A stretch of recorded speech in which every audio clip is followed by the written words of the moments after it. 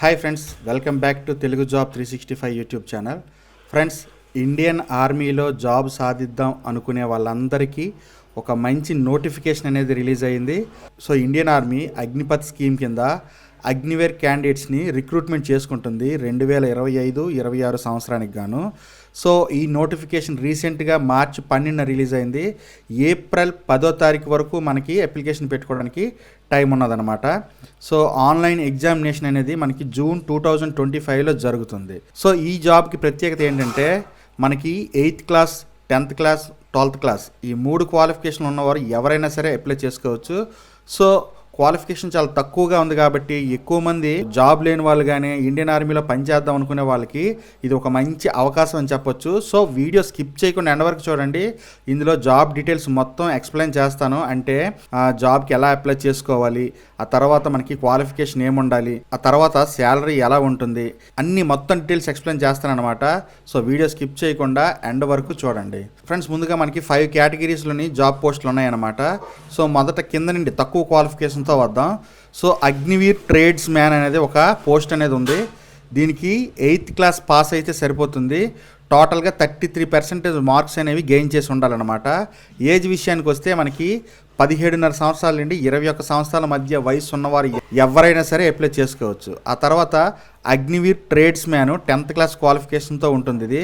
ఇందులో కూడా మనం 33% మార్క్స్ అనేవి గెయిన్ చేసి ఉండాలి. దీనికి ఏజ్ కూడా సేమ్ అనమాట. మొత్తం అన్ని పోస్టులకి కూడా 17.5 సంవత్సరాల నుండి 21 సంవత్సరాలు అనేది ఇచ్చారు. ఆ తర్వాత మూడోది అగ్నివీర్ క్లర్క్ లేదా స్టోర్ కీపర్ టెక్నికల్ అనమాట. దీనికి ఇంటర్మీడియట్ 10th క్లాస్ పాస్ అయ్యి ఉండాలన్నమాట. సో సబ్జెక్ట్స్ విషయానికి వస్తే ఆర్ట్స్ క్యాండిడేట్స్ అయినా, కామర్స్ చేసే వాళ్ళైనా, సైన్స్ సబ్జెక్ట్ తీసుకున్న వాళ్ళైనా ఎవరైనా సరే 60% మార్క్స్ గెయిన్ చేసి ఉంటే అప్లై చేసుకోవచ్చు. అదేవిధంగా ఇండివిజువల్గా ప్రతి సబ్జెక్ట్లోని 50% మార్క్స్ అనేవి ఉండాలి. సో ఈ విధంగా ఉందన్నమాట. ఆ తర్వాత మనకి అగ్నివీర్ టెక్నికల్ అనమాట. ఇది కూడా ఇంటర్మీడియట్ పాస్ అయ్యి ఉండాలి విత్ 50% మార్క్స్ అనమాట. టోటల్ మార్క్స్ 5 సబ్జెక్ట్స్కి ప్రతి సబ్జెక్టు 40% మార్క్స్ అనేవి గెయిన్ చేసి ఉండాలి. లేదంటే ఇంటర్మీడియట్ ఎగ్జామ్ పాస్ అయ్యి ఉండాలి science, physics, chemistry, maths, English ఈ గ్రూప్స్లోని. తర్వాత అది సెంట్రల్ బోర్డ్ అయినా, స్టేట్ బోర్డ్ అయినా ఎందులోనైనా సరే పాస్ అయ్యి ఉండాలి. తర్వాత NIOS ఇంకా ITI కోర్స్ అనేది 1 year అయినా కంప్లీట్ చేసి ఉండాలన్నమాట. లేదు అంటే 10th క్లాస్ 50% మార్క్స్తో పాస్ అయ్యి ఉండాలి. ప్రతి సబ్జెక్ట్లో 40% మార్క్స్ అనేవి ఉండాలన్నమాట. దీనికి 2 years technical training from ITI అనేది కంప్లీట్ చేసి ఉండాలి. లేదా 3 years డిప్లొమా అయినా కంప్లీట్ చేసి ఉండాలి. లేదు అంటే మనకి పాలిటెక్నిక్ కూడా కంప్లీట్ చేసిన వారు కూడా అప్లై చేసుకోవచ్చు. ఈ పాలిటెక్నిక్లో కొన్ని సెక్షన్స్ ఇచ్చారనమాట. అందులో mechanic, motor vehicle, electronic mechanic, fitter, electrician, instrumental mechanic, surveyor, geo informatic assistant, ఇలా చాలా రకాల గ్రూప్స్ ఇచ్చారు. సో ఇందులో పాలిటెక్నిక్ చేసినది ఉండాలి. సో ఈ అగ్నివేర్ క్యాండిడేట్ కింద అప్లై చేసుకున్న వారు ఎవరైనా సరే 2 కేటగిరీస్కి అప్లై చేసుకోవచ్చు అనమాట, వాళ్ళ ఎలిజిబిలిటీ బట్టి. ఆ తర్వాత మనకి రీసెంట్గా 10th క్లాస్ లేదా ఇంటర్మీడియట్ ఎగ్జామ్స్ రాసి రిజల్ట్ కోసం వెయిట్ చేస్తున్న వారు కూడా అప్లై చేసుకోవచ్చు అనమాట, వయసు పరంగా ఎలిజిబుల్ అయితే. ఆ తర్వాత మనకి physical standards, height and weight విషయానికి వస్తే అగ్నివీర్ జనరల్ డ్యూటీకి అయితే హైట్ 170 meters అనేది ఉండాలి. తర్వాత టెక్నికల్కి కూడా 170 meters, అగ్నివీర్ క్లర్క్కి అయితే 162 centimeters, ట్రేడ్స్మెన్కి అయితే 170, ట్రేడ్స్మెన్ 8th క్లాస్ పాస్కి కూడా 170. సో వీటికి మనకి రిలాక్సేషన్ కూడా ఇచ్చారనమాట. మనకి స్పోర్ట్స్ మెన్ కోటాలోని అప్లై చేసుకునే వాళ్ళకి హైట్ విషయంలో 2 centimeters అనేది రిలాక్సేషన్ అనేది ఇవ్వడం జరిగింది. తర్వాత ఇండియన్ గోర్ఖాస్ వారికి అయితే 157 centimeters హైట్ ఉంటే సరిపోతుంది. ఇంకా ట్రైబల్ రికగ్నైజ్డ్ ఏరియాస్ నుండి వచ్చిన వాళ్ళకైతే 162 centimeters హైట్ అనేది మనకి ఇచ్చారన్నమాట కట్ ఆఫ్. ఇప్పుడు టర్మ్స్ అండ్ కండిషన్స్ ఏంటో చూద్దాం. ఫ్రెండ్స్, మనకి అగ్నివీర్ క్యాండిడేట్స్ అనేవాళ్ళు 4 years వరకు సర్వీస్లో ఉంటారనమాట. సో ఆఫ్టర్ 4 years తర్వాత మనకి పర్మనెంట్ ఎన్రోల్మెంట్ చేసుకోవచ్చు ఇండియన్ ఆర్మీలో. సో ఈ 4 yearsలో మనకి కొంత శాలరీ కూడా ఇస్తారు. అది ఎంతో ఏంటనేది ఇప్పుడు నేను చెప్తాను, జస్ట్ వెయిట్ చేయండి.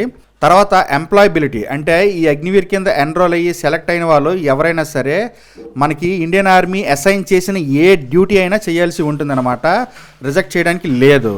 మనం సెలెక్ట్ అయిన తర్వాత లీవ్స్ విషయానికి వస్తే మనకి సంవత్సరానికి 30 రోజుల పాటు లీవ్ అనేది ఇస్తారు. సో మనకు అవసరమైనప్పుడు లీవ్ తీసుకోవచ్చు. తర్వాత సిక్ లీవ్ అనేది మన యొక్క మెడికల్ కండిషన్ బట్టి, డాక్టర్ అడ్వైజ్ని బట్టి కూడా మనకి సిక్ లీవ్ కూడా ఇస్తారు.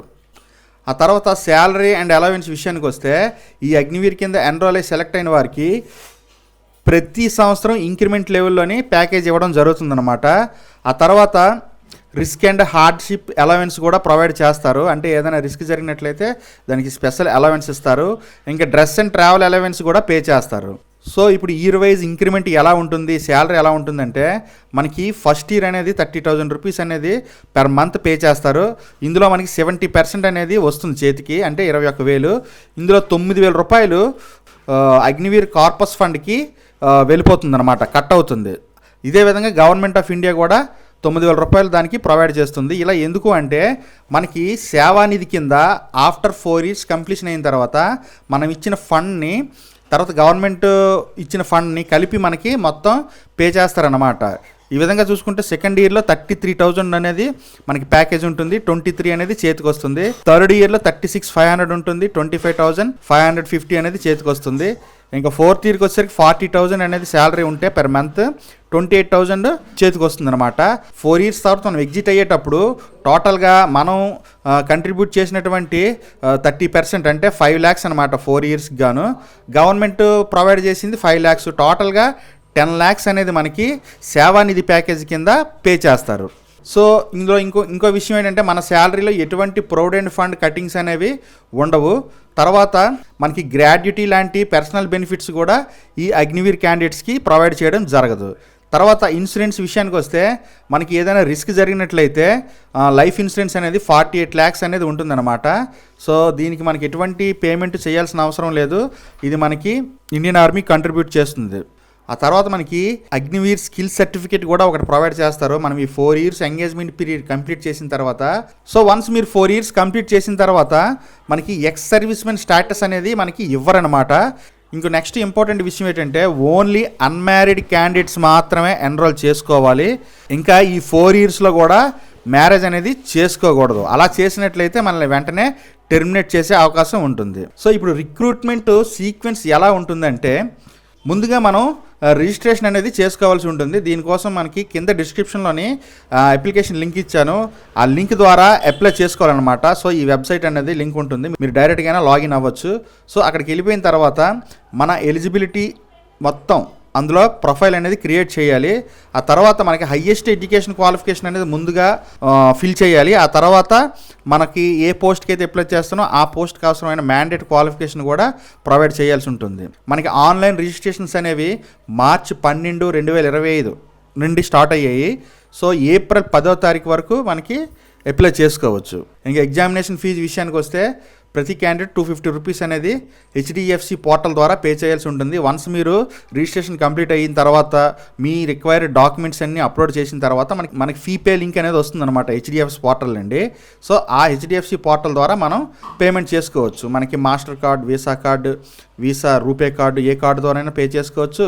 లేదా హెచ్డిఎఫ్సి ఇంటర్నెట్ బ్యాంకింగ్ లేదా యూపీఐ ద్వారాగానే మనం పే చేసుకోవచ్చు. ఆ తర్వాత డూప్లికేట్ అప్లికేషన్, ఇన్కంప్లీట్ అప్లికేషన్స్ ఏమైనా ఫార్వర్డ్ చేసినట్లయినా అవి రిజెక్ట్ అవుతాయి కంపల్సరీగా. సో అప్లై చేసుకున్న క్యాండిడేట్స్కి యాక్టివ్ ఈమెయిల్, అంటే రన్నింగ్లో ఉన్న ఈమెయిల్, మీ ఈమెయిల్ పాస్వర్డ్ కూడా మీకు ఐడియా ఉండాలి. తర్వాత రన్నింగ్లో ఉన్న మొబైల్ నెంబర్ అనేది ఒకటి కంపల్సరీగా ఉండాలి. సో మనకి ఇండియన్ ఆర్మీ వారు మనకి ఫర్దర్ కమ్యూనికేషన్స్కి ఈ రెండింటినే ఎక్కువగా వాడుతూ ఉంటారనమాట. ఆ తర్వాత అప్లై చేసుకున్న క్యాండిడేట్స్ కరెక్ట్ హైట్ అనేది మనకి అప్లికేషన్లో ఫిల్ చేయాలన్నమాట. ఎందుకంటే ఫిజికల్ టెస్ట్ అప్పుడు ఒకవేళ మన హైట్ అనేది రాంగ్ మెన్షన్ చేసినట్లయితే అక్కడి నుంచి కూడా మనం రిజెక్ట్ చేసే అవకాశం ఉంటుంది. సో ఈ అప్లికేషన్ ప్రాసెస్లో మనకి ఎగ్జామినేషన్ సెంటర్స్ కూడా సెలెక్ట్ చేసుకోవాల్సి ఉంటుంది. ఇందులో మనకి 5 choices ఇస్తారనమాట ఎగ్జామినేషన్ సెంటర్స్కి. మనకి ఆధార్ కార్డ్ నెంబర్ కూడా ఒకటి ఆన్లైన్లో సబ్మిట్ చేయాలి. ఆ తర్వాత మనకి రీసెంట్ ఫోటోగ్రాఫ్ అనేది కంపల్సరీగా ఇవ్వాలి. మీరు ఓల్డ్ ఫొటోస్ ఏమైనా సబ్మిట్ చేసినట్లయితే, ఆ తర్వాత సెలక్షన్ టైంలోనే మీ ఫేస్ అనేది మ్యాచ్ అవ్వనట్లయినట్లయితే కంపల్సరీగా మిమ్మల్ని టెర్మినేట్ చేస్తారు అక్కడి నుంచి. సో ఒకవేళ ఎటువంటి హార్డ్ సిచ్యువేషన్స్లో అయినా మీరు ఆన్లైన్ టెస్ట్ కానీ ఫిజికల్ టెస్ట్కి కానీ సరైన టైంకి రిపోర్టింగ్ చేయకపోతే వాళ్ళకి ఫర్దర్గా ఎటువంటి ఆల్టర్నేటివ్ డేట్స్ అనేవి ఇవ్వడం జరగదు. సో వన్స్ వాళ్ళు ఒక డేట్ ఇచ్చారంటే ఆ డేట్లో మనం కంపల్సరీగా ఆ టెస్ట్కి హాజరవ్వాల్సి ఉంటుంది. ఈ రిక్రూట్మెంట్ ప్రాసెస్లో 2 phases ఉంటాయన్నమాట.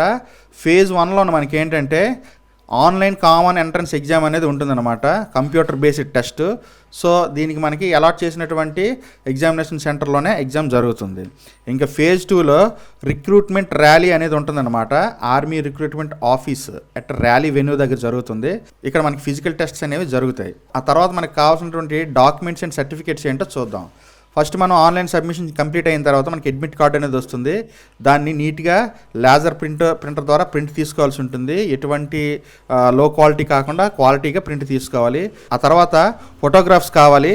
మనకి 20 కాపీస్ అనేది పాస్పోర్ట్ సైజ్ ఫొటోస్ అనేవి అవసరం అవుతాయి.